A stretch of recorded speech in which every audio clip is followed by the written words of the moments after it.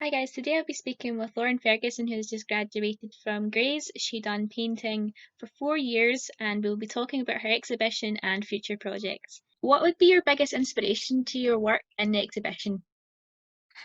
So this year I was focusing on an area in Edinburgh called Colinton Village, which is somewhere that I grew up and spent my childhood, so I had really fond memories. And last summer I revisited Colinton, and I was also involved in like the preparation of Colinton Tunnel transformation, and being in the location like sparked memories, and I realized like how much history there is in the area, and I became like really invested in like wanting to learn more about the architecture and the history and the objects around. So yeah, that's what my work's been about this year. So, as well, you said that you take inspiration from your childhood, from mostly your childhood. Is there any other research you've done that would further your inspirations and stuff like that, or what's helped you along the way? Yeah, so Robert Louis Stevenson, I've just mentioned, he grew up in the area, and I rediscovered like his poetry, and they have quite a lot of correlations between memories I myself had. So I used a lot of his text to inspire pieces. Also, I researched archives of collective memories, so other people that have memories of the area, and I like combined all of them. But for my dissertation, I researched psychogeography, which is a methodology of like exploring places through walking and how that enhances your experience of a place and understanding of a place. Hmm. So my like research for my dissertation was really influential um, in the way I gathered research, and then Hmm. how that impacted on the final outcomes as well.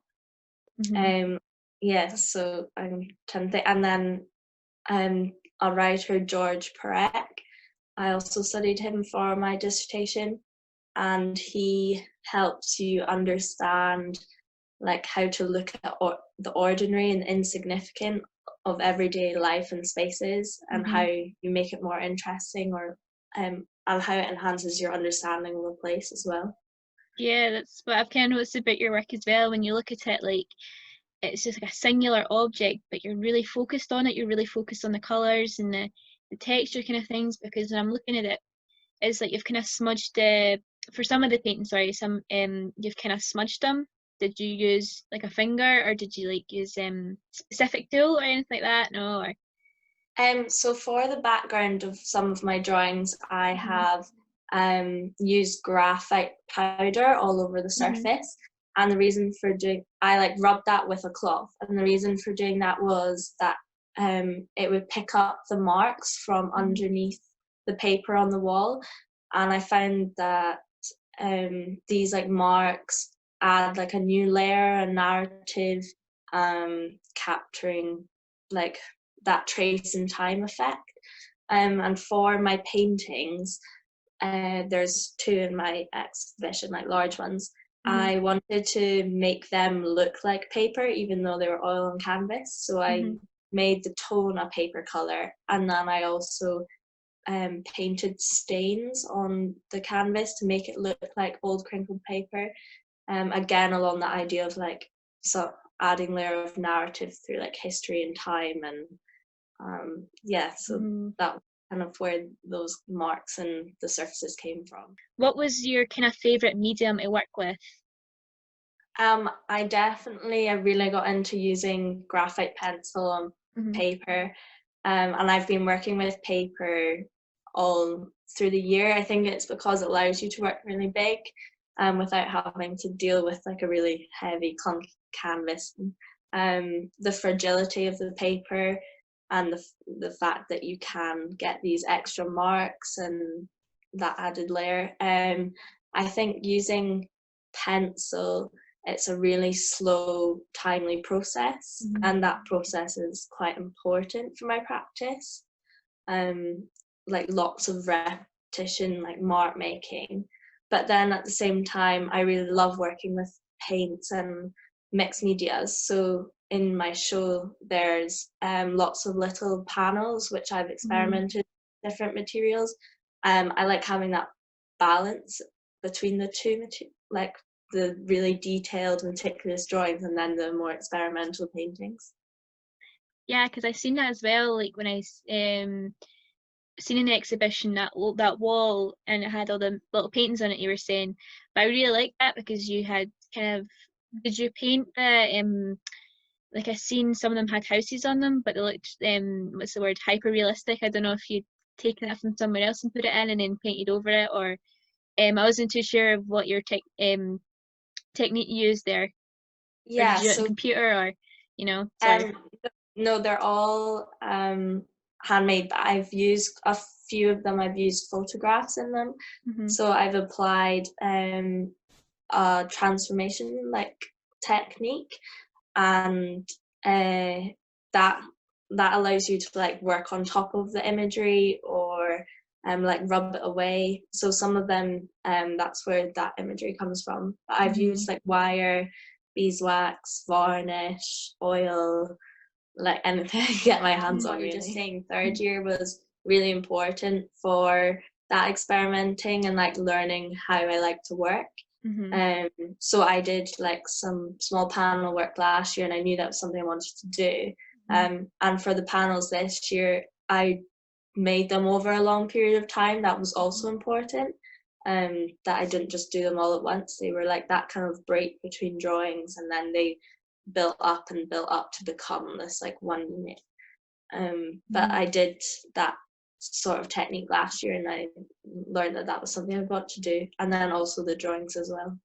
Yeah, would you use that in future projects and stuff like that? Would you incorporate that a lot into your future works and stuff like that, or would you kind of like to experiment more and see what you can push yourself to do? Yeah, I would definitely like to continue doing large drawings and like the small painting, like more experimental. And something else is printmaking. So I got to try aquatint printmaking in Prague last year, which was an amazing experience. And then just before lockdown in Grays, I was beginning to learn how to etch. And that's something that kind of goes hand in hand with drawing.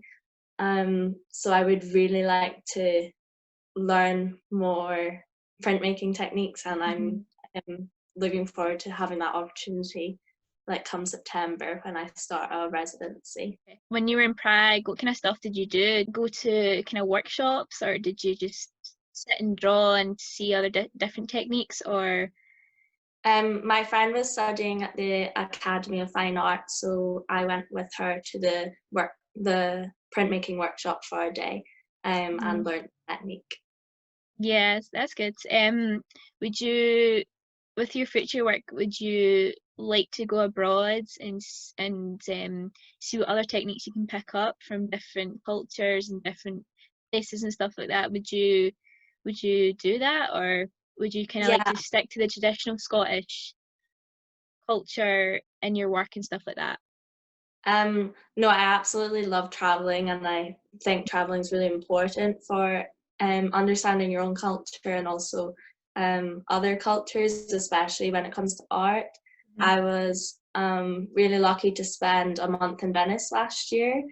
I was working out there, and so I was exposed to so much artwork at the Biennale, and I think that on the back of that experience, like I just want to go and get out and see more countries when it's possible to do so.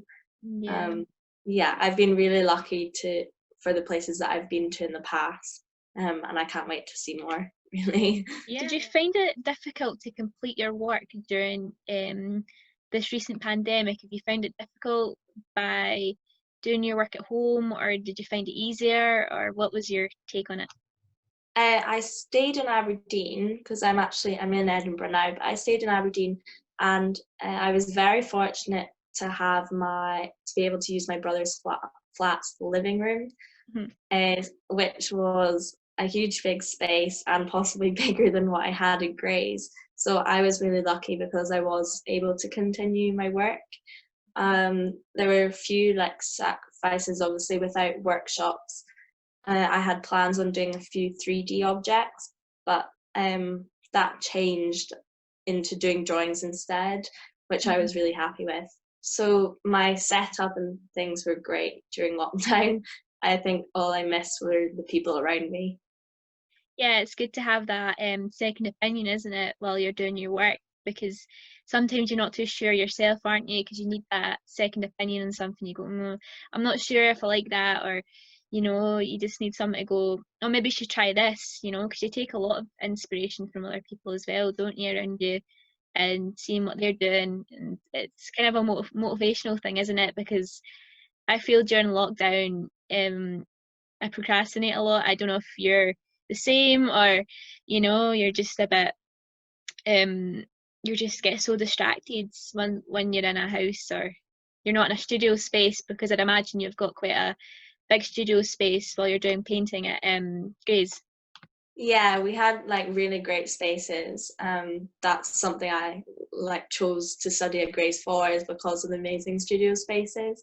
And having people around you, it's so important. Like just small conversations, you don't know what it might lead to. And we noticed, a few of us in our studio, that we have things in common in our work without even realizing. So it definitely like is important. But in terms of like motivation, I absolutely love what I'm doing. So I like was able to continue and like maximize as much as I could my output. I've never really struggled with that motivation. It was like lockdown was hard, but I felt that having my degree to finish got me through it in a way, because I had things to achieve, like to work towards. So. Yeah. Have you got any future projects lined up? I'm going to be graduate in residence at Leith School of Art, which is a post I only just recently got, which is Nice. really exciting. So that's going to be until June next year. And at the moment, I'm doing a lot of research outdoors, sketching, gathering information about places I'm thinking of exploring in the future. So yeah, I have lots of ideas, and I'm excited because I'm going to have a like new studio and people around me and workshops and things to get involved with.